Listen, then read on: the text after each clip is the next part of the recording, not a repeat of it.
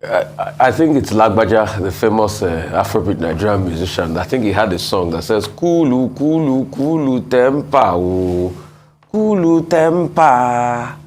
That's what I'll say to all the political parties. At first, there's something that binds all of us in common, which is our roots. We are all Nigerians in the first place.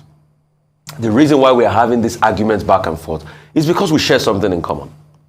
We are all Nigerians, and that supersedes anything and any other thing where we are from in the country. It's immaterial to the fact that we're all Nigerians. We'll have varying ideas, but we'll talk about our varying ideas with objectivity and the truth.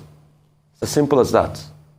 So we want everybody to cool things down, because after all is said and done, after the case goes to court and the court makes a ruling, we'll still have to come together in this country. But that will be after justice has been done as regards the electoral process, which will be done in the courts. Mr. Keyamo that wrote a petition to DSS, I laugh a lot, because Mr. Keyamo pretty much went out there to school the television presenter, and I think it's not fair the way politicians treat journalists. You talk down at them, it's not fair. You pretty much were there schooling the presenter, and the next thing you went ahead to do all the things you complained against. Mr. Keyamo is his son, senior advocate of Nigeria, but on this section 25 of Dr. Datti, do you know, despite the fact that case is in court, he gave an illegal opinion on section 25 right there on TV on a case that is already in court.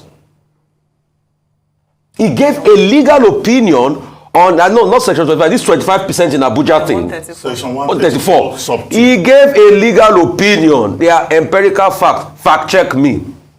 When he was asked on the issue, he gave a legal opinion knowing fully well that the case is sub judice, like lawyers say, and it's already in court. And as a senior advocate of Nigeria, gave a legal opinion of a case that is in court on television.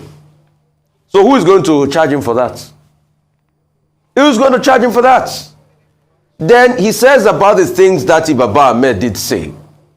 You know, the truth has to be said. Any decision that is taken by the court, democracy will not fade off in Nigeria.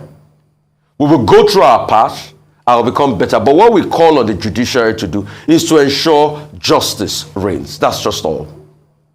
And one too many times, those that are going to court are saying they want to challenge the process. And they have extensive things there in their petition to challenge.